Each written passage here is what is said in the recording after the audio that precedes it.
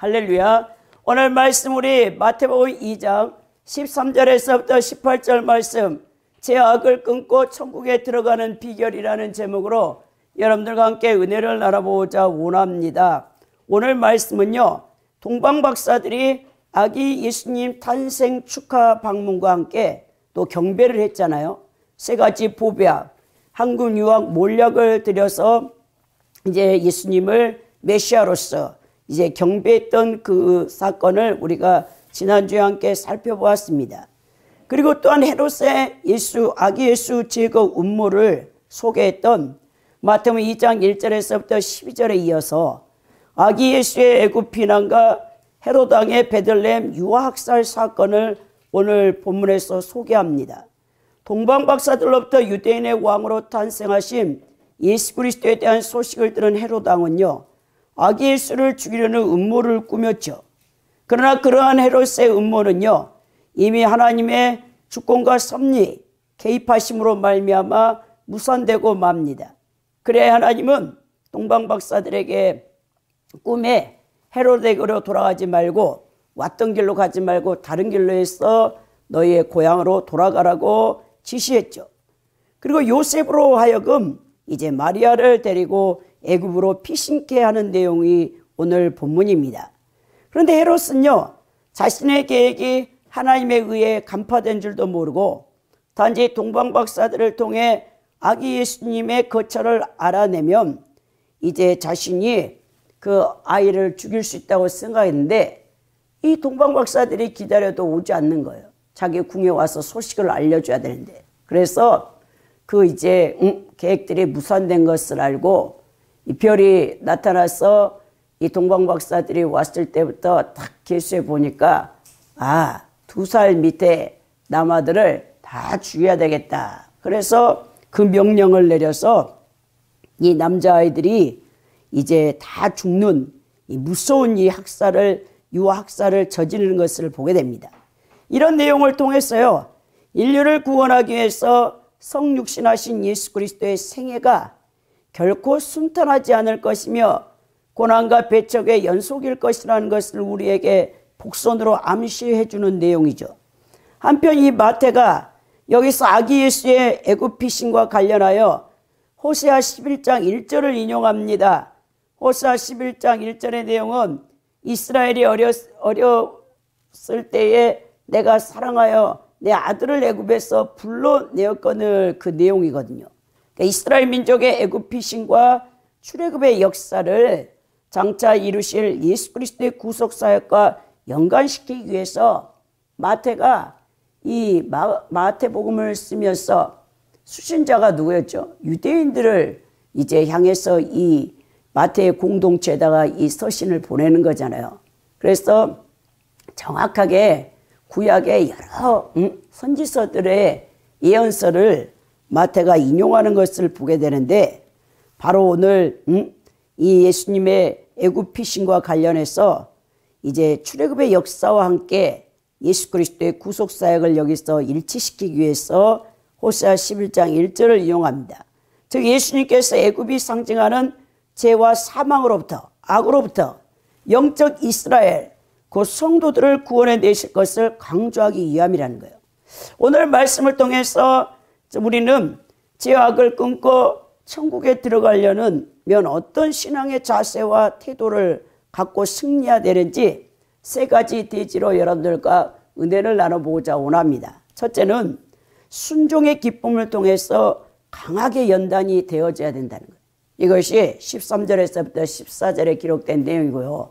둘째는 악과 지혜를 단호히 끊고 선을 행해야 된다.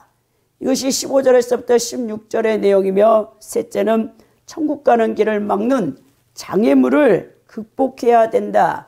17절에서 18절 말씀을 통해서 오늘 함께 나눠보고자 원합니다. 오늘 이제 13절에 보면요, 주의 사자가 다시 요셉의 꿈에 현몽하여 애굽으로 피신할 것을 여기서 말씀합니다. 자, 그들이 떠난 후에, 그들이 떠났다는 건 누굽니까? 바로 동방박사들이겠죠. 주의 사자가 요셉에게 현명하여 이르되 헤롯이 아기를 찾아 죽이려 하니 일어나 아기와 그의 어머니를 데리고 애굽으로 피하여 내가 내게 이르기까지 거기 있으라 하시니라 라고 말합니다. 이제 주의 사자 가브리엘 천사가 요셉의 꿈에 나타나서 현몽한다는 거예요. 여기서 현몽하다라는 이 헬라어 단어가 파이네타이라는 이 단어인데요. 이 단어는 빛나게 하다, 빛을 발하다, 출현하다라는 뜻이에요. 그러니까 천사가 나타난 장면을 생생하게 마태가 여기서 기록하고 있는 내용인데요. 헤롯의 음모를 요셉에게 알리고 애굽으로 도피하는 것을 꿈을 통해 직접 주의 사자가 지시했다라는 거예요. 이제 우리 가브리엘 천사가 이제 마리아가 성령으로 메시아 예수 그리스도를 잉태할 때도 이제 마리아의 꿈에 나타나서 현몽했죠. 두려워 말라. 네가 잉태한 아이는 온 인류를 죄에서 구원하기 위한 속죄 제물로 오신 초림하실 메시아다라고 가르쳐 주었던 것처럼 오늘 요셉에게도 이 아기를 죽이려고 하는 이 헤롯 왕의 음모를 하나님께서 다 아시죠. 그 모든 세상을 주관하시는 하나님이 그걸 모르시겠습니까? 그래서 이제 그 아버지 되는 육신의 아버지 되는 요셉에게 꿈의 현몽에서 속히 애굽으로 피신해라 라고 그걸 가르쳐 준다라는 거예요. 그러니까 안전하게 도피하라라고 했겠죠. 자, 동방 박사들이 떠난 후에 주의 사자가 요셉에게 현몽해서 속히 예수와 마리아를 데리고 애굽으로 피신토록 여기서 말씀한 것을 보게 됩니다. 근데 그 어머니 마리아에게 지시하지 않고요. 그 육신의 아버지 요셉에게 지시했다는 것이 좀 특징적이죠. 이는 하나님께서 요셉을 마리아의 남편으로 택하셨기 때문이죠. 자, 하나님께서 요셉을 마리아의 남편으로서 그리고 아기 예수의 법적 아버지잖아요. 이들을 보호할 가장으로 부르셨다. 가장. 그래 하나님께서는 이 아기 예수의 할례와 그 이름까지도 그리고 이들을 보호할 모든 의무를 누구에게 맡기냐? 그 육신의 아버지 요셉에게 맡김으로써 그 모든 일들이 요셉의 주도권 아래서 이루어지도록 하신다는 거예요. 다시 말하면 하나님께서는 요셉이 메시아의 탄생에 직접적 관여는 하지 않았다고 하여 아기 예수를 비롯한 가정의 모든 주도권을 마리아에게 맡기신 것이 아니라는 거죠. 가장인 요셉에게 이제 맡긴 것을 보게 된다는 거예요. 오늘날 여러분, 우리 현대사에서는 가정과 사회가 그리고 교회와 국가가 질서가 무너지는 이유가 무엇이냐면 여러분 이렇게 하나님이 세우신 이 권위 앞에 순종치 아니할 때 그 질서가 무너진다는 거예요. 현대 우리 대한민국은 남녀 평등 시대라고 합니다. 더 나아가서 지금 국회의원들은 포괄적 차별금지법을 국회법으로 통과시키려고 하는 거예요. 여러분 포괄적 차별금지법이라고 해서 우리는 가장 먼저 막 경기를 일으키는데 야 동성애법이 합법화된다. 이제는 남자가 남자, 여자가 여자끼리 결혼할 수 있고 가정을 이룰 수 있고 그것도 여러분 포괄적 차별금지법의 한 법에 들어가 있어요. 사실은 그것보다 더 중요한 것은 어떤 것이든지 이제 차별하면 안 된다는 거예요, 여러분. 그래서 만약에 기독교 단체에 불교인이 그리고 이슬람 교인이 들어와 있는데 거기서 기독교 단체가 그 사람들에게 그 종교를 우리가 믿는 예수 그리스도를 통해 하나님을 믿으라라고 여러분 하면 그것도 차별금지법에 여러분 접촉이 돼서 걸리는 거예요. 그래서 여러분 이 차별금지법, 포괄적인 차별금지법이 통과가 되면 기독교는 붕괴가 되게 되어 있습니다. 이제는 여러분 길거리에 나가서 그리고 어디서든 예수 그리스도를 증거할 수가 없게 돼요. 물론 동성애자들이 합법적으로 가정을 이루어서 완전히 국가와 사회를 질서를 무너뜨리는 것도 큰 문제지만 더 나아가서 기독교가 붕괴된다는 이 의식을 모르는 것 같아요. 이 기독교인들이 그걸 모르는 거예요. 오늘 그래서 광화문에 한국교회 초교파로 100만 명이 이제 집결해서 이 포괄적인 차별금지법 국회의원들의 이 악한 법을 제지하기 위해서 우리 기독교가 목소리를 내야 된다 해서 정말 지금까지 한국 역사, 기독교 역사 가운데 가장 큰 지금 집회를 여러분 2시부터 5시까지 3시간을 이제 광화문에 모여서 기도로 예배로 나아가 하나님 앞에 또 우리가 무저항주의로 항거하는 거죠. 그래서 정말 이 나라가 바로 설 수 있게끔 하려고 하는데 여기서도 보십시오. 하나님은요 한 가정의 머리로 남편을 세우신 거예요. 그 아버지들의 권위가 무너지면 그 가정이 무너집니다. 또 이 대한민국에 하나님께서 유정자, 그것도 국민들의 선거를 통해서 대통령을 뽑아놨는데 대통령의 권위를 무너뜨리면 국가가 무너지는 거예요. 그래서 여러분 우리는 개신교의 아버지 루터 1517년에 종교개혁을 일으켰죠. 사실 교회력으로 오늘은 종교개혁주의예요. 그리고 그 한 세대 더 늦게 제네바시에서 스위스 제네바시에서 신정정치를 구현했던 존 칼빈의 기독교 강요의 사권의 마지막 20장에 국가 정부에 대하여 통치자에 대하여서 한 40페이지를 기록하고 있거든요. 그 당시에 그들 종교개혁가들도 그 시대의 상황을 여러분 다 제한을 받게 돼 있어요. 왜냐하면 그때는 왕권 신수설이라 해서 왕은 하나님께서 권위로 세운 국가 최고의 권력자라는 것을 유럽의 전 세계 모든 이 크리스텐덤, 그러니까 기독교 국가였던 유럽의 모든 서구 국가는 그걸 알고 있어요. 이것은 곧 어디서 나냐? 구약의 신정정치에서 나온 거예요. 여러분 이스라엘 백성들은 왕이 있습니다. 사실은 왕이 없었죠. 여러분 사무엘 선지자가 다스릴 때까지는 왕이 없잖아요. 사사시대를 걸쳐서. 근데 이제 이스라엘 백성들이 왕을 자기도 달라.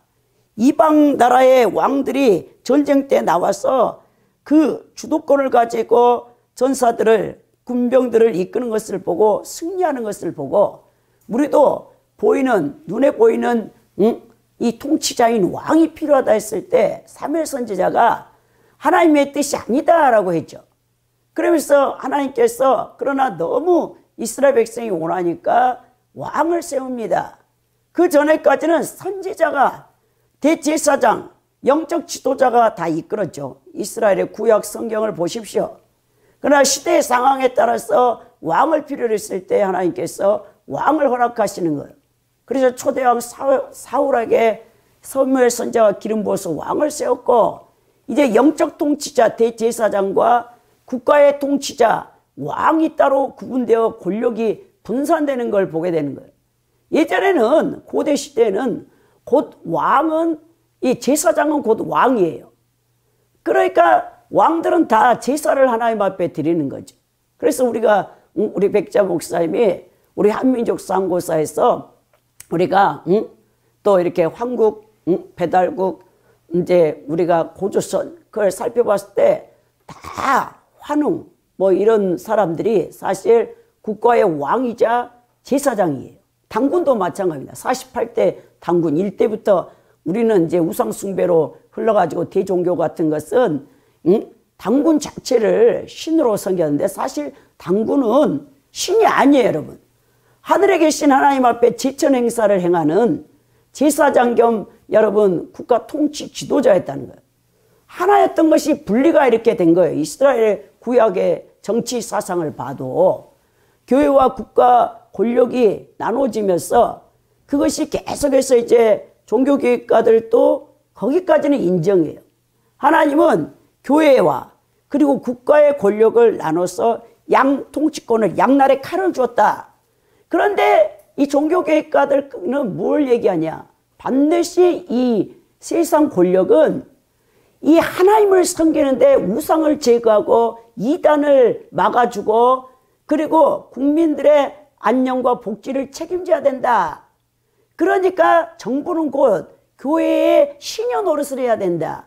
거기까지 종교개혁가들이 얘기한 거예요. 그게 이제 영국의 프랑스, 스코틀랜드 존 낚스에 의해서 이제 장로교회 정치제도가 나오면서 또 청교도들에서의 해중 교회가 나오면서 이들이 1620년 메이플라워를 타고 그 분리파들이거든 청교도 가운데 계속 여러분 영국은 이 헨리 8세 때의 왕 때부터 이 왕권 신수설을 하면서 자기가 교회와 국가의 모든 통치권을 가졌다 해서 자기가 여러분 이 왕권 신수설을 가지고 그걸 개혁하려고 하기 때문에 그걸 반대한 거예요.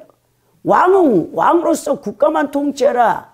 그리고 이 하나님을 섬기는 이 교회는 교회 지도자들을 통해서 그거를 하고자 원한다는데 그거를 안 해주니까 엘리자베스 여왕 때 계속 싸우다가 결국 그 국교회 성교회에서 떨어져 나와가지고 청교도들이 그 식민지 정책 뉴 잉글랜드 그러니까 이제 메이플라워를 타고 그들이 뉴 잉글랜드에 가서 오늘날 미국에 가서 하나님을 섬기는 신정 통치를 또 하고자 구현했다는 거예요. 청교도들이.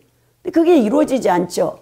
왜냐하면 이미 민주주의가 계속해서 인본주의가 들어오면서 그 신권 왕권 신수설을 부인하게 되는 거죠. 이제 왕의 그 권력은 누구한테서 나오냐? 법 앞에 왕도 심판을 받아야 된다. 법치 국가가 돼야 된다. 이제 절대 왕정이 아니다. 왕이 함부로 그 고난을 멋대로 행사할 수 없다. 그 왕의 고난은 누가 갖고 있냐? 국민이 갖고 있다. 그래서 여러분 민주주의가 이렇게 그 시대를 타고 흘러와서 지금은 민주주의가 아니에요. 사실 민주주의 꽃은 선거를 통해서 바꿔야 되는데 오늘 우리나라의 이 잘못된 혼란한 정치 상황을 보십시오.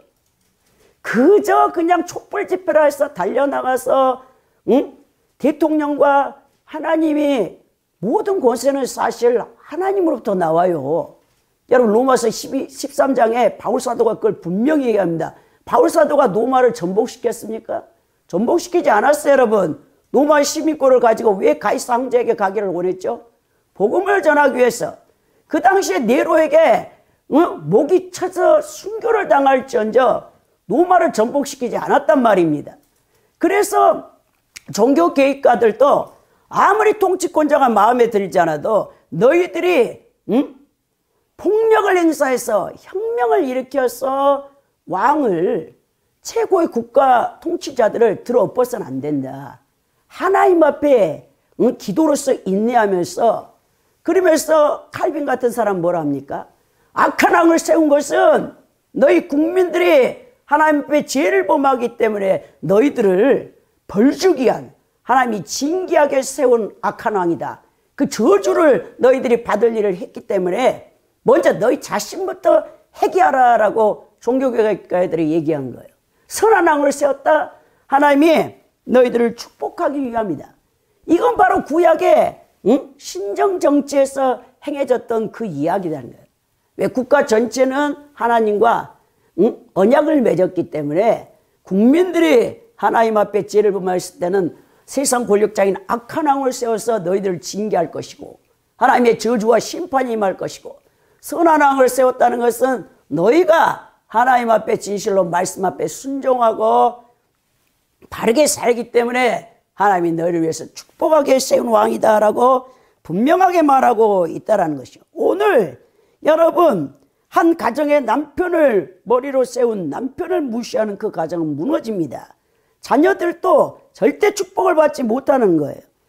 남녀 평등이라고 해서 민주주의라고 해서 우리 기독교는요 제멋대로 하는 크리스찬들이 그래서 질서를 어그러뜨리고 하나님 뜻을 거역해서는 안 된다는 것입니다. 분명히 남자 여자는요 육체적으로나 달라요. 또 남자만큼 여자는 강하지도 않아요. 그렇지만 가정에서 남편은 여자의 머리로 질서를 세우셨고요. 에베소 5장 23절에 그러므로 우리는 하나님의 질서 원칙을 무시해서는 안 된다는 거예요.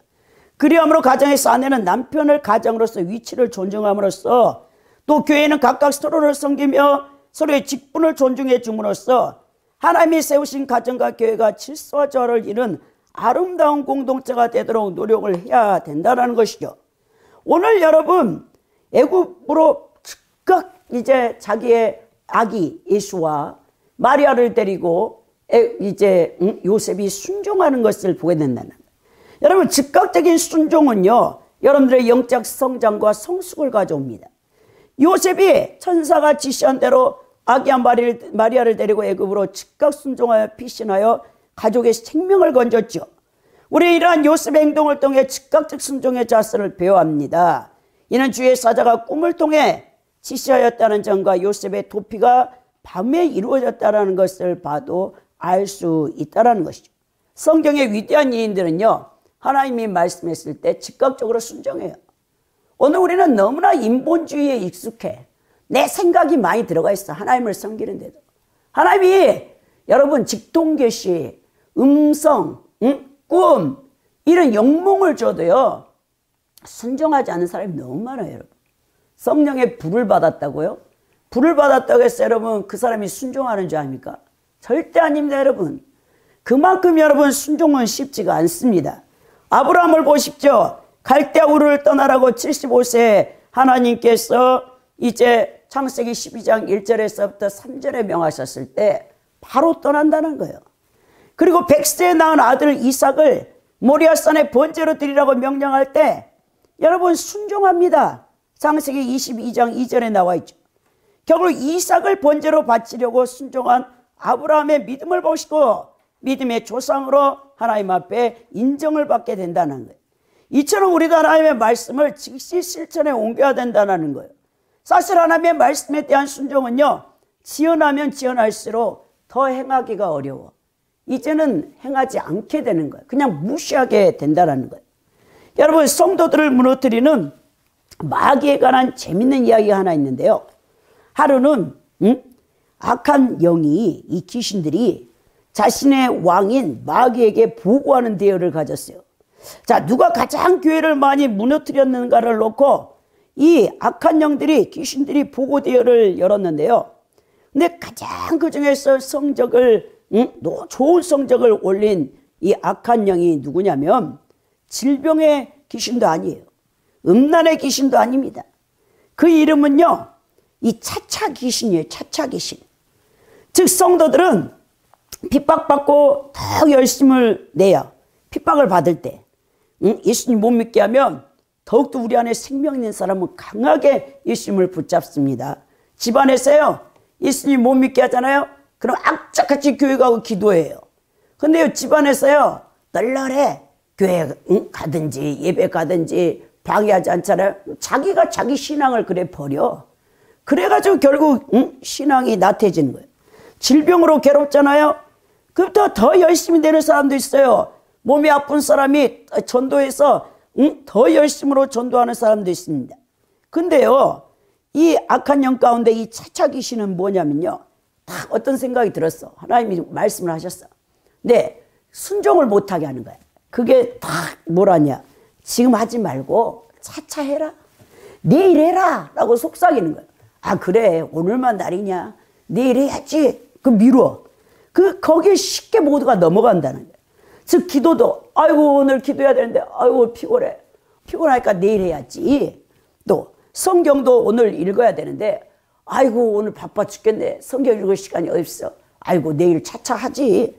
전도도 속기 또 가족 가운데 누가 지금 빨리 예수님을 믿어야 되는데도 아이고 오늘만 날이냐, 오늘 죽겠어 설마. 그리고 아이고 다음에 전도해야지. 차차하게 해요. 바로 즉시 해야 할 일을 차차 내일로 미루는 이 속성, 가장 어리석은 습관이라는 거예요. 이렇게 마귀에게 쉽게 유혹을 당하니까 결국 그런 사람들은 어떻게 되냐, 열심과 열정을 잃어버리고 나중에는 모든 게 흐지부지하게 된다는 거예요.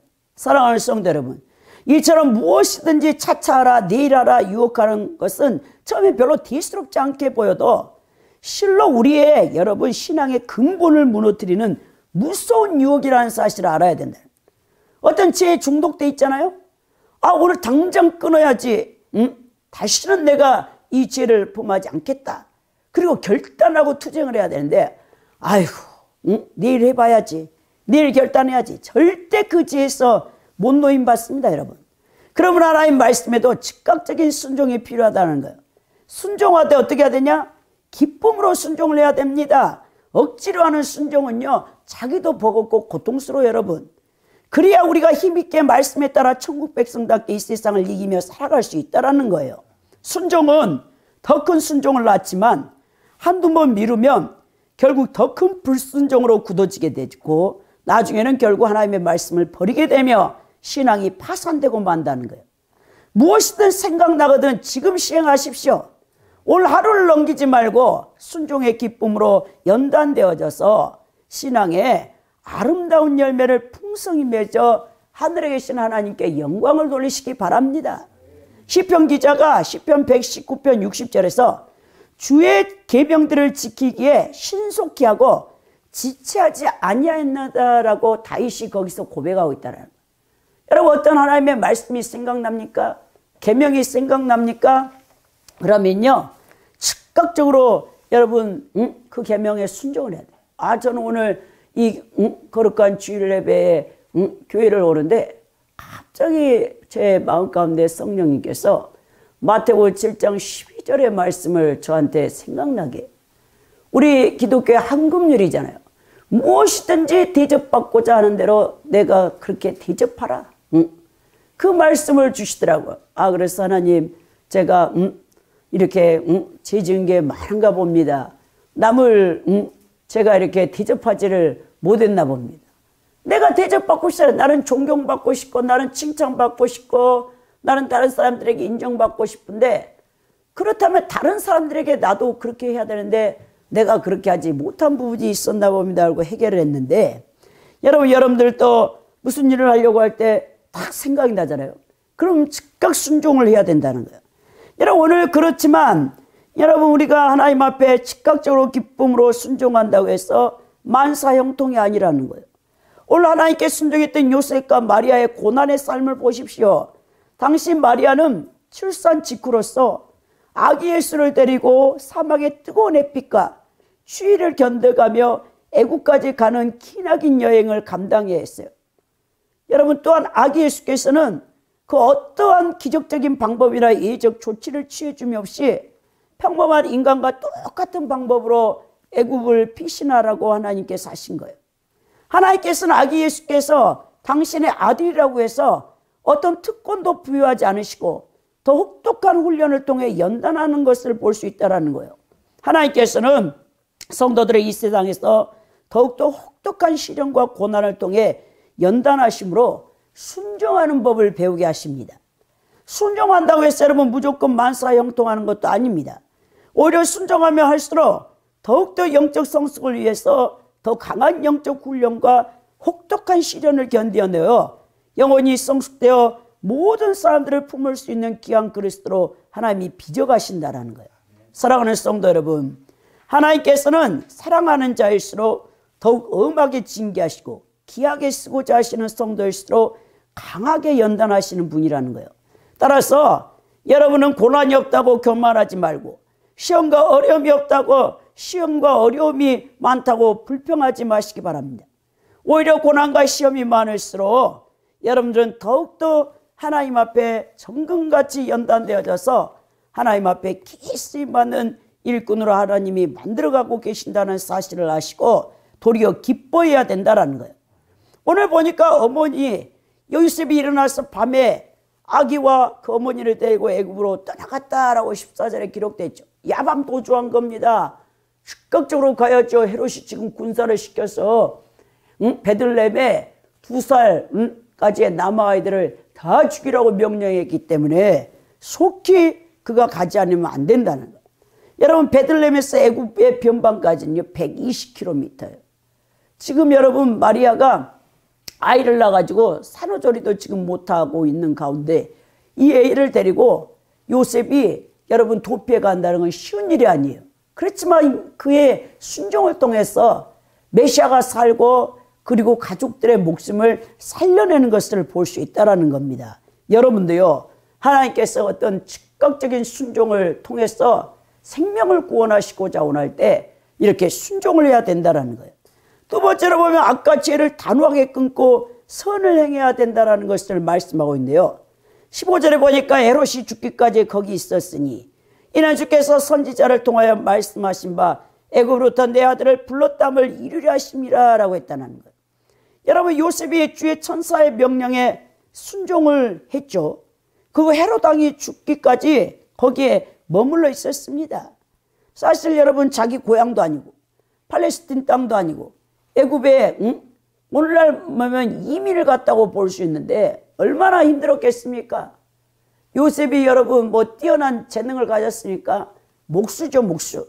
물론 애굽에 가서 목수 일을 했겠죠. 그래서 왜냐, 애굽 땅 신전들을 많이 짓고 큰 여러분 창고들을 많이 지었으니까 그래서 가족들을 부양했겠죠. 근데 우리 하나님께서 다시 예수님의 다시 베들레헴으로 불러들여, 그리고 이 헤롯 왕이 죽게 되니까 가이사가 호적을 내리죠. 그래가지고 자신의 고향에 돌아가게 해주는 것을 볼 수 있는데, 아무튼 우리 하나님께서 애국 가운데 머물게 해가지고 헤롯 왕이 죽을 때까지 그들은 거기서 있어야 되는 것을 볼 수 있다는 것입니다. 자, 예수님께서는 구약에 예언된 바와 같이 이스라엘 땅에서 살아야 되고 6월절 어린 양이 되어서 예루살렘에서 죽어야 했으므로 애굽에 계속 거주해서는 안 되는 거죠. 뿐만 아니라 이스라엘의 죄와 사망을 상징하는 애굽에서 불러내신 것은 장차 예수께서 영적 이스라엘의 멸망의 올무에서 구원해 내실 것을 예표하고 있는 것을 볼 수 있다는 거예요. 그러니까 마태는 지금 그리스도의 애굽 도피와 나사렛으로 귀환 사건을 이스라엘의 애굽 피난처와 출애굽 사건으로 동일선상에서 이제 바라보고 있는 거예요. 그러면서 예수님을 누구로 보냐? 여러분, 430년 동안 애굽 땅에 바로의 노예로 있었던 이스라엘 백성들을 출애굽시켰던 모세. 자, 새로운 인류의 구세주가 누구냐? 바로 그리스도라는 것을 유대인들이 수신자이기 때문에 그들은 누구나 구약 성경의 출애굽 사건을 알아요. 그렇기 때문에 여러분, 바로 예수님도 똑같이 애굽에서 도피했다가 건져 다시 자신의 고향 베들레헴으로 돌아오게 하는 그 사건을, 그리고 모세가 태어날 때 바로 왕이 모든 남자아이들을 죽이게 했잖아요. 그것처럼 헤롯 왕이 지금 여러분 예수 그리스도를, 아기 예수를 죽이게 한 사건을 동일선상에서 보면서 기록하고 있는 것을 보게 된다는 것입니다. 여러분, 예수 그리스도는 하나님의 아들이었죠. 이스라엘 민족은 광야에서 40년간을 출애굽했지만 온갖 시험을 겪었습니다. 또 그리스도께서도 역시 광야에서 40일간을 금식하며 마귀의 시험을 마태복음 4장 1절에서 11절에 당하죠. 그리고 모세는 시내산에서 하나님의 율법을 받아 이스라엘 백성에게 전해주었죠. 출애굽기 19장에서 20장에. 그런데 주님께서는 산상수훈을 통해서 천국 복음을 전해야 합니다. 마태복음 5장에서 7장에 산상수훈을 통해 천국 복음을 선포하시는 것을 보게 되죠. 그리고 주님께서는 율법을 폐하러 온 것이 아니라 완성하러 왔다고 말씀하시며, 결국 6월절 어린 양이 이스라엘 백성을 위해 피를 흘렸듯이 하나님의 어린 양이신 예수님께서 6월절 비에 새 언약을 세우시고 십자가에서 달려 돌아가셨다. 출애굽의 모세를 비유해서 정확하게 나사렛 예수 그리스도께서 메시아라는 사실을 마태가 자신의 마태복음에서 기록하고 있는 것입니다.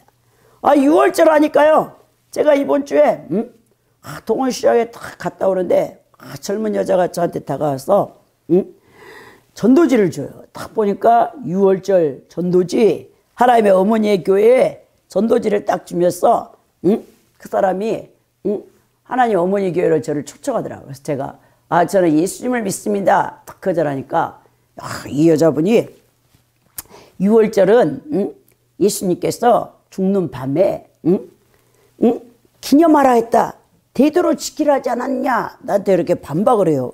그래서 내가 예수님께서 십자가에 달려 죽으심으로 그 구약에 7대 절기 가운데 6월절은 성취되어졌습니다. 내가 그랬더니 막 나한테 대적하면서 세상 끝날까지 예수님이 지키라고 하지 않았냐고 반박하더라고. 예수님이 여러분, 이것은 내 흘리는 피요, 이것은 내 몸의 떡이라 주죠. 성찬을 제정하죠. 성찬. 성찬을 제정하신 그 사건을 여전히 하나님 어머니 교회에서는 6월절이 아직 성취되지 않았기 때문에 그것을 지켜야 된다라고 얘기하고 있다라는 것이죠. 여러분, 이 성찬이 무엇입니까? 우리 이 개혁교회, 개신교회, 여러분, 로마 가톨릭은 7대 여러분 성례가 있어요.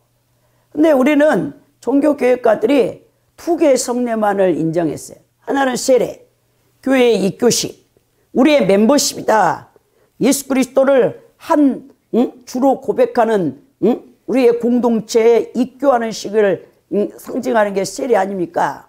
세례와 성찬을 우리 개혁교회, 개신교회는 지키잖아요. 성찬은 뭘 얘기하죠? 여러분, 성찬은 성화를 여러분 예표하고 있는 거죠. 떡과 포도주를 먹고 마실 때마다 주님을 기념하라 한 것은 너희들이 예수 그리스도를 믿고 죄사함을 받았어. 세례가 바로 죄를 씻는 행위로 보잖아요. 육적 예표로 이렇게 해서. 그러면 이 거룩하신 그리스도의 몸된 전에 여러분들이 다 이 몸이 되어졌어.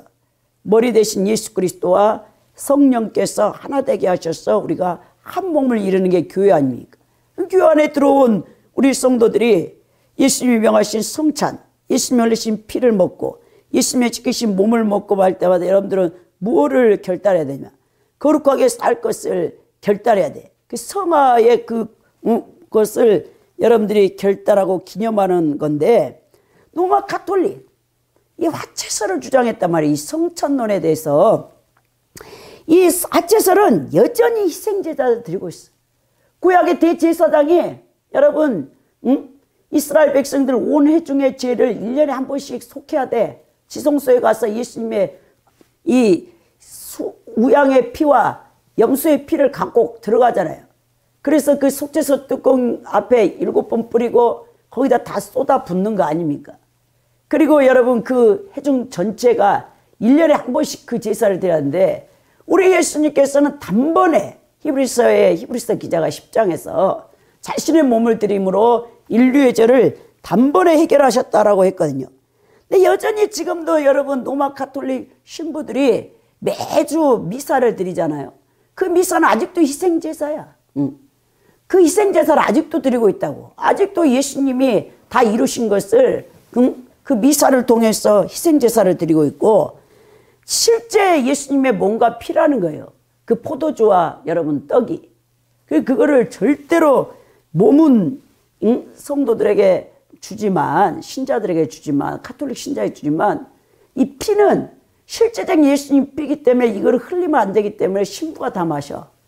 이 성도들은 그러니까 1종 배찬만 받을 수 있어요. 2종 배찬은 받을 수 없어요. 떡과 포도주를 떡만 받는 거예요. 이 로마 가톨릭에서는. 근데 우리 개신교에서 종교 개혁자들도 다 이 성찬 때문에 싸움이 일어났어요. 루터와 쯔빙글리가 처음으로 같이, 한쪽은 독일에서 한쪽은 쥐리히 여러분 스위스에서 종교개혁을 일으켰는데 다 하나가 될 뻔했어. 근데 이 성찬론에서 문제가 터진 거야. 이 로마 가톨릭의 화채설을 그대로 영향받은 루터는 공제설을 여러분 주장했어. 그리고는 쯔빙글리는 상징설을 주장했잖아요. 실제로 우리가 먹고 마시는 이 성찬에 그것이 실제적으로 예수님 피와 예수님의 몸이 아니다. 예수님이 기념하라고 했다. 그렇게 상징설로 여러분 쯔빙글리는 얘기했고, 여전히 루터는 공제설을 그리스도의 몸, 인성이 예수님이 신성과 인성을 동시에 갖고 있는 문제 갖고 이게 싸운 거예요, 성찬이. 그래가지고 떡과 잔에 함께 있다. 화채설하고 거의 비슷해요, 이 루터의 공제설은. 루터교는 아직도 그 공제설을 믿고 있는데, 그것이 정립이 안 돼 있으니까 루터와 쯔빙글리의 한 세대 뒤에 칼빈은 영적 임재설을 주장한 거예요. 영적 임재설이 맞습니다. 실제적인 우리가 먹고 마시는 떡과 포도주에 그것이 예수님의 그 몸이 아니고 피가 아니고, 그 떡과 잔을 마시는 성도에게 성령님이 임재해서 그 역사를 한다는 거죠. 그것 때문에 이렇게 싸운 것을 볼 수 있는데, 오늘 이 6월절에 피의 새 언약을 세우고 십자가에 돌아가셔서 예수님을 다 이루는 거를 여전히 하나님 어머니 교회는 유월절을 지켜야 돼요. 유월절을. 구약에 이스라엘 백성들이 지켰던 7대 절기 가운데서 가장 먼저 아비볼 유월절 1월 14일에 지키는 그 출애굽 12장에 기록되는 유월절을 지켜야 된다고 아직도 그 절기에 매여 있는 것을 본다는 거예요. 여러분, 우리 성도들은 여러분 그리스도를 통해서 죄와 사망에서 건진받았다는 사실을 분명히 여러분들이 깨달아야 되는 거예요. 애굽은 이스라엘 백성이 400년간 종살이한 곳으로 죄와 우상과 악이 가득한 곳이었어요. 여러분, 그 악이 얼마나 강했냐면 탈무드에서 이런 말이 있어요. 세계 모든 우상 중 90%가 어디 있었냐? 애굽에 있었다는 거예요. 애굽. 애굽이 다신교입니다. 오늘날 우리가 인도가 3억 3천의 힌두교의 다신교를 섬기는 나라라고 하잖아요. 그래서 우리가 양재일 선교사님, 고금신 선교사님의 사역이 얼마나 귀한가. 모일 때마다 우리가 그 선교사님 부부를 위해서 기도해야 될 이유가 바로 거기 있어요.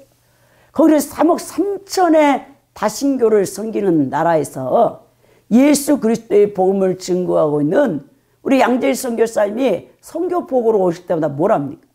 밤에 잠을 못 잔다고 하셨잖아요. 잠을 자려면 귀신이 얼마나 공격을 하든지 그런 고통 속에서도 그 30년이 넘게 몸도 불편하셔요. 우리 양재일 선교사님 심장 수술하셨어요. 그리고 사모님은 지금 유방암 여러분 수술을 하셔서 항암을 받고 있는 분들입니다. 그런데도 주님께서 너희는 가서 모든 족속을 제사 삼고 아버지 아들과 성령의 이름으로 세례를 주고 내가 분반 모든 것을 가르쳐 지키게 할지어다 볼지어다 세상 끝날까지 내가 너희와 함께 있으리라 명하신 지상 대위임 명령인 마태복음 28장 18절에서 20절 말씀을 순종하기 위해서 그 어려운 곳에서 계신단 말입니다. 그렇다면 우리가 이렇게 편한 대한민국에서 예수 그리스도를 믿고 있고 예배를 드리는데도 제재를 받지 않고 있는 이런 평안한 곳에 살면서도 우리가 양재일 선교사님과 고기수 선교사님을 놓고 기도하지 않는다면 우리가 얼마나 큰 죄를 범하고 있는가를 여러분들이 깨달아야 된단 말입니다. 그러므로 이러한 곳에서 400년간 길들여진 이스라엘 백성들이 광야 40년 동안 틈만 나면 우상 숭배하는 거예요. 벌써 출애굽기 32장에 금송아지를 만들어 버리잖아요, 여러분. 그리고 말끝마다 그 척박한 땅이 싫다 하고 하나님께서 하늘에서 만나를 주시고 반석이를 쳐서 생수를 먹게 하시고 구름기둥과 불기둥으로 인도하셨고 그들이 신고 나온 신발이 헤어지지 않게 하시고 그들이 신고 나온 입고 나온 옷이 헤어지지 않게끔 보호하셨건만 끊임없이 애굽으로 돌아가려고 했다라는 거예요, 그들이. 그러면서 애굽의 고깃가마 옆에 있을 때가 좋았다. 마늘도 먹고 싶고 부추도 먹고 싶고 참외도 먹고 싶고 세상의 제약에 길들여진 습관을 끊지를 못하는 것을 보게 된다는 것입니다. 여러분, 이스라엘 백성들만 지금 우리가 여러분 나무랄 것입니까? 예수 그리스도를 믿고 우리가 지금 이 세상에 살고 있는 크리스찬인 우리는 어떠합니까? 우리 역시도 과거의 죄와 어둠의 세계에서 그리스도를 통해 해방되어 약속의 땅 천국을 향해 가는 순례자들이죠. 주님께서는 옛적 모세처럼 여러분 죄와 사망의 늪에서 사단의 종놀이하고 있는 우리를 끌어내어 천국으로 인도해 내셨는데, 근데 안타까운 사실은 오늘날 이 기독교인이라는 성도들도 똑같아요. 과거에 즐기던 죄를 잊지 못하여 과거의 생활로 돌아가는 사람들이 너무 많다라는 거예요. 과거에 제약된 삶이 아무리 좋고 화려해 보여도요, 그것은 실상 어둠 속에서 끝없이 마귀의 종노릇 하다가 결국 멸망, 지옥에 갈 수밖에 없다는 사실을 여러분들이 잊어서는 안 된다는 거예요. 그러므로 여러분은 그리스도의 피로 깨끗이 씻음받은 성도답게 과거의 모든 죄된 습관에서 과감하게 발을 빼어내야 됩니다. 그리고 빛과 진리로 옷 입고 오직 천국만을 바라보며 달려감으로써 영광의 나라에 넉넉히 들어갈 수 있는 성도들이 되어야 된다는 거예요. 에베소 2장 3절에서 5절에 바울 사도가 이런 말씀을 했습니다. 전에는 우리도 다 그 가운데서 우리 육체의 욕심을 따라 지내며 육체와 마음에 원하는 것을 하여 다른 이들과 같이 본질상 진노의 자녀였더니 그 길에 풍성하신 하나님이 우리를 사랑하신 그 큰 사랑으로 인하여 허물로 죽은 우리를 그리스도와 함께 살리셨다라고 했다는 거예요. 여러분, 이렇게 우리는요, 끊임없이 사탄의 유혹이 있어요. 공격이 있습니다. 오늘 이 16절에도 보십시오. 헤롯이 박사들에게 속은 줄 알고 심히 노하여 사람을 보내어 베들레헴과 그 모든 지경 안에 있는 사내 아이들을 박사들에게 자세히 알아본 그때를 준하여 2살 아래 다 죽이게 했다라고 되어 있잖아요. 헤롯 왕은 베들레헴을 포함하여 사방 모든 지역에 유아 살해를 명령했습니다. 얼마나 헤롯이 이 권력욕이 심했던지, 자신이 여러분 유대 땅에 메시아가 태어났다면 자기는 이두메 사람이잖아요. 에돔 족속이잖아요. 그렇지 않아도 팔레스틴 유대인들에게 왕으로서, 분봉왕으로서 인정을 받지 못해. 그래서 그들의 환심을 돌리기 위해서 46년 동안 헤롯이 예루살렘의 성전을 짓고 있었는데, 이 동방박사들에 의하니까 진짜 아브라함과 다윗의 혈통의 왕인 메시아가 탄생했다는 소식을 들으니까 자기의 왕권이 지금 찬탈당하게 생겼어. 유대인들에 의해서 그게 알려지면 자기는 이제 쫓겨난다는 걸 알고 악착같이 자신의 권력을 유지하기 위해서 이제 유학살의 명령을 여러분 내리는 것을 보게 됩니다. 그 당시에 여러분 신학자들에 의하면 베들레헴에는 약 1000명의 인구가 살았다는 거예요. 그래서 2살 남자아이가 몇 명이 죽었을까라고 보니까 한 20명 정도가 죽임을 당했다라고 하는데요. 헤롯 왕은 베들레헴에 있는 아이들을 무차별하게 죽이게 만들었다는 것입니다. 여러분, 그래서 이제 그 악한 일을 행했던 헤롯이 어떻게 됐죠? 결국 그는요, 비참하게 죽고 말아요. 하나님의 심판을 받아서 유대인의 역사가인 요세푸스에 의하면 창자가 썩어 죽었다, 벌레에 먹혀 죽였다 하는데요. 무슨 병인지 몰라. 얼마나 고통을 당했든지 경련과 그 고통 속에서 하나님 앞에 비참하게 죽었던 것을 보게 된다는 거예요. 여러분, 오늘 우리는요, 선한 하나님의 백성들이 돼야 된다는 거예요. 어떠한 경우든지 우리는 거짓이나 악을 행하는 사특한 자들이 되어서는 안 됩니다. 선을 행하되 전혀 선을 베푼 자에게 보상을 바라지 않고 아예 그러한 선을 행할 때는 생각조차도 잃어버리는 성숙하고 의로운 자가 되어져야 된다는 거예요. 여러분, 자꾸 말씀 순종하라, 선을 행하라 하면요, 우리 개신교는 잘못됐어. 마틴 루터가 구약의 율법과 신약의 복음을 나눠버려. 그래가지고는 어떻게 됐습니까? 행위 언약이라는 거예요. 자꾸 행위 구원 얻으려고 한다는 거예요. 말씀 순종을. 그래 여러분, 루터는 이 야고보 사도의 이 말씀을 지푸라기 서신이라고 해버렸어요. 여러분, 로마서나 갈라디아서를 위대한 서신으로 오직 의인은 믿음으로 말미암아 살리라, 친의를 강조하면서, 그 당시에 또 루터가 그럴 수밖에 없었던 것은 로마 가톨릭은 구원관이 하나님이 50%, 인간의 공로가 50%예요. 그래 100%가 됐을 때 구원받는다 했기 때문에 이 도미니크 수도에 원래 수도사였잖아요. 거기에 사제로 있었던 루터가 우리 개신교인들에게는 100% 하나님의 은총으로 우리가 100% 예수 그리스도의 피 공로로 구원을 받는다는 것을 강조하기 위해서, 이신치기를 강조하기 위해서 율법과 복음을 나눠버렸어요. 그래가지고 행위 언약, 은혜 언약, 청교도들도 막 그 이상한 소리를 해. 그 신정 정치를 구현하려고 하면은 보니까 청교도들도 이 율법, 십계명을 이거 무시해서는 안 되거든.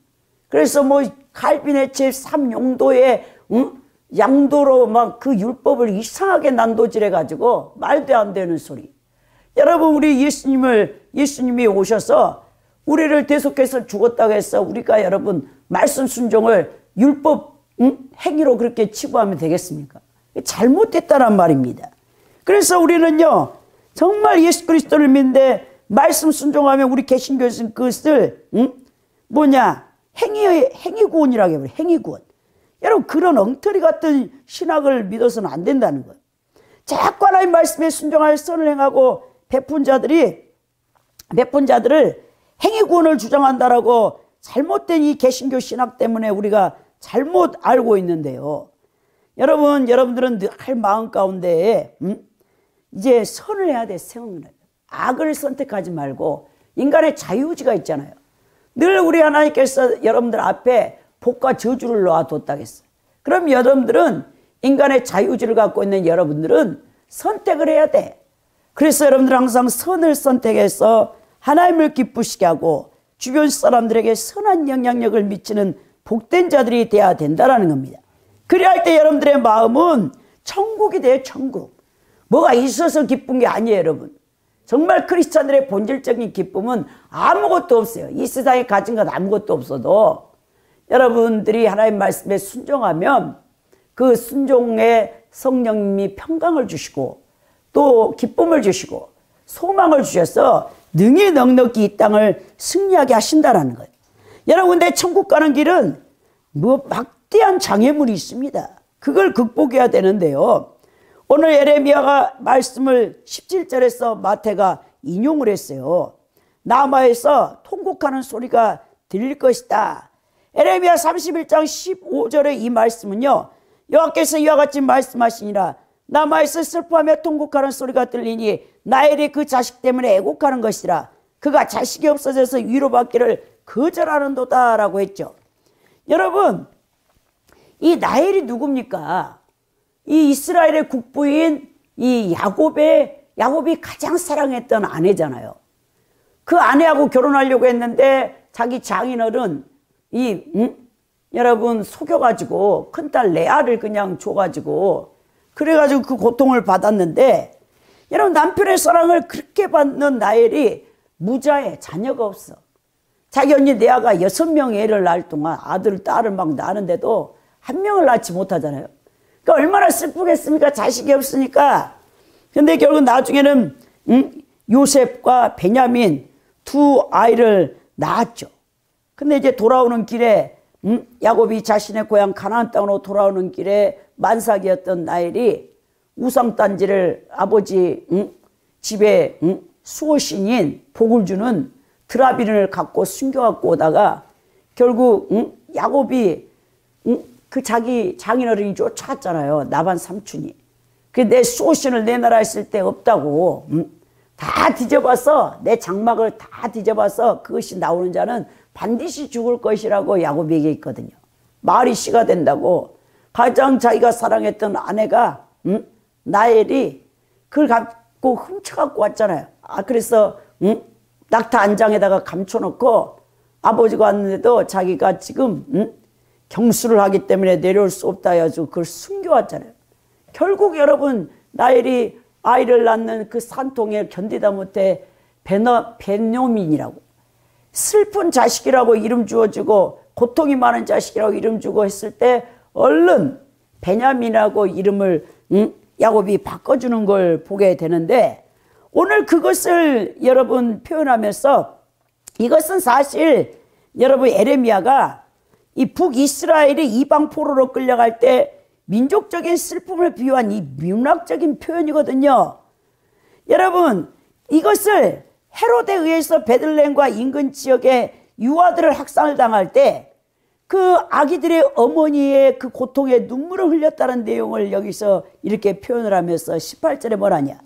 남아에서 슬퍼하며 크게 통곡하는 소리가 들리니 나엘이 그 자식을 위하여 애곡하는 것이라. 그가 자식이 없으므로 위로받기를 거절했다함을 이루어졌느니라, 이 표현을 썼거든요. 그러니까 나엘이 포로로 끌려가는 그 손을 인해서 슬픔과 고통이 크게 이르렀다는 것을 강조하기 위한 이 표현을 썼는데, 이런 역시 헤롯 왕에 의해서 어린 아들들을 잃어버린 베들레헴 부모들의 심정 고통이 얼마나 컸는가를 반사적으로 잘 드러내주는 표현입니다. 여러분, 나엘이 그 자식을 위하여 애곡했다라는 것은 여기서 북이스라엘을 나일로 상징하여 표현했던 에레미야가 에레미야 31장에서 선지자는 이스라엘을 에브라임 지파로 명명하거든요. 에브라임 누굽니까? 원래 요셉이 두 아이를 낳았어요. 큰아들이 므낫세시고 둘째가 에브라임입니다. 근데 야곱이 창세기 49장에 죽을 때 12아들들을 축복할 때 손을 바꿔요. 그러면서 므낫세가 장자가 아닌 에브라임이 장자가 되잖아요. 요셉의 그 둘째 아들이. 그 표현을 지금 하고 있습니다. 원래 요셉의 아들이므로 나엘의 친손자가 되는 거죠. 그러나 야곱이 므낫세 에브라임의 요셉으로부터 친자로 양도받았기 때문에 법적으로 에브라임은 야곱 처인 나엘의 아들이라는 이 표현이 되어진다는 거예요. 그러니까 에브라임을 대표되는 북이스라엘이 그들의 조상이 되는 나엘에 대해서 이 표현을 썼는데, 베들레헴에서 자기 몸으로 낳은 친아들의 생명을 잃은 부모가 얼마나 애틋했겠느냐, 그 표현을 했던 것을 보게 된다는 거예요. 왜? 언약의 계보를 이어야 될 자식이 없는 거예요. 여러분, 그래서 구약에서는요, 가장 여러분 슬픈 일이 뭐냐면 자식을 낳지 못하는 여인이에요. 그냥 그 가문의 대를 이어줘야 한다는 말입니다.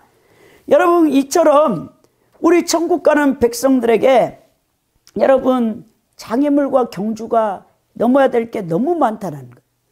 헤롯이 2살배기 아기를 다 죽였던 것처럼 자기 왕위가 위태로워질까 봐 아예 남아 아이들을 살해함으로 후환을 없애고자 했던 것처럼, 이처럼 여러분 성도 여러분, 우리는 나그네된 삶을 이 땅에서 살고 있는데요, 여러분들이 여행자라는 사실을 잊지 마세요.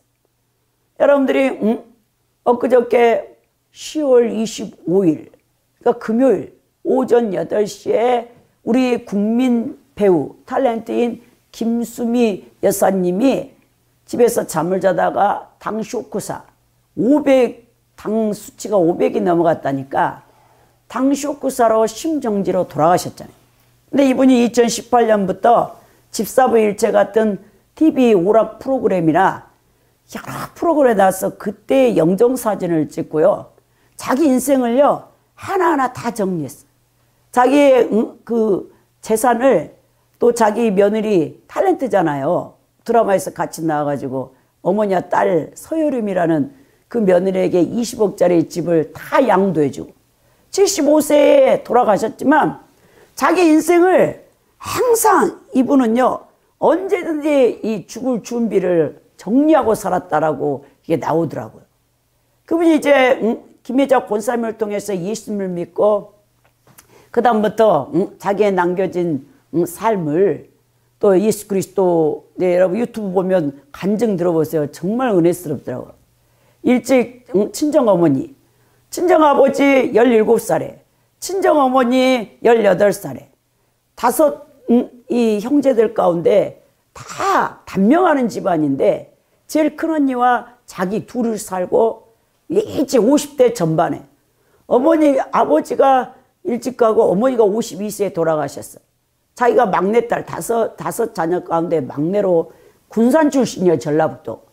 그래서 중학교 때부터 딸이 똑똑하니까 서울로 아무것도 없는 집안인데 유학을 보내줘가지고 고등학교 2학년 때 친정어머니 돌아가시고 늘 친정어머니를 그리워했던 것을 볼 수 있는데, 우리 국민 배우고 친정어머니 같은 분, 그분이 돌아가셨는데 자기 인생을 이미 다 정리했더라고요. 이런 것처럼 우리 다 여행자입니다, 여러분.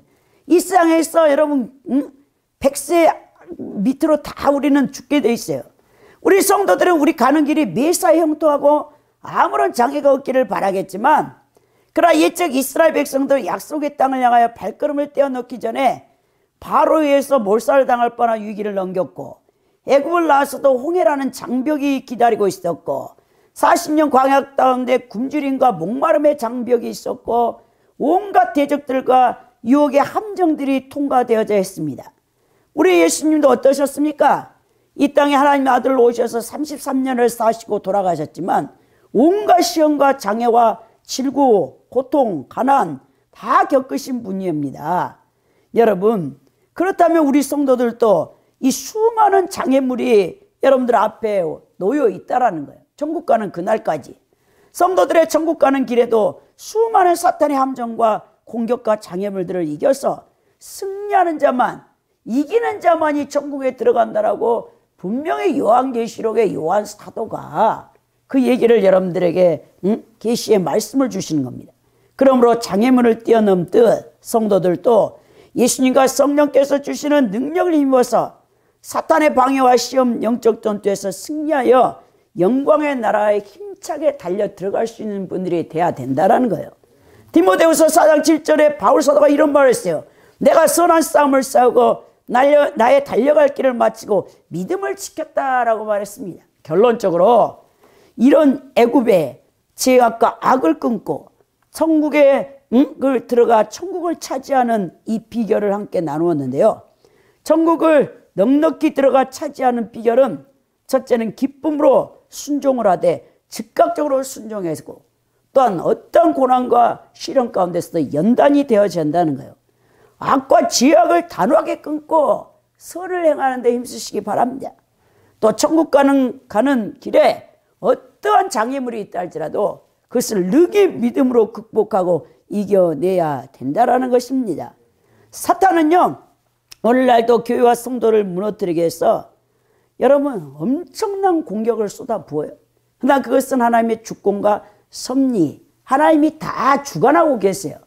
절대로 우리의 성도들을 사탄이 공격하는 것도 하나님이 허용치 않냐면 여러분 그게 공격할 수가 없어요. 근데 여러분 신앙의 왕도는 없습니다. 단독적으로 마귀가 여러분들을 공격할 수 없어요. 하나님이 허용하셔야만 합니다. 사실 여러분들이 평탄하게 신앙생활하고 있는 것은 여러분들은 그 누군가가 여러분들을 위해서 기도하고 있다는 사실을 잊어서는 안 돼요. 여러분 기도하고 있기 때문에 하나님이 여러분들을 보호하고 지키기 때문에 여러분들이 아무렇지도 않고 매일 하루하루를 살아가죠. 실제적으로요, 하나님이 그 보호하심을 거두면요, 이 세상에 영안이 열리면 여러분들이요, 이 악한 영들을 평생 일생 또 시달리는 사람도 있어. 그것도 하나님이 허용하신 거야. 근데 그 믿음으로 그것도 이겨내야 됩니다. 여러분 핑계가 없어요. 어떤 사람은요, 내가요 수십 년 동안 불면증으로 사탄에게 시달려서요 신앙생활을 못해요. 다 핑계일 뿐이에요. 여러분. 그걸 통해서 더 강하게 하나님 앞에 매달리면 하나님이 권능을 줘서요 강력한 하나님의 도구로 쓰임받을 수도 있단 말입니다. 그래서 여러분들이 이 믿음 가운데 하나님이 주시는 믿음을 가지고 능히 승리하여서 천국에 넉넉히 들어가는 믿음의 경주자들이 될 수 있기를 예수 그리스도 이름으로 축원드립니다.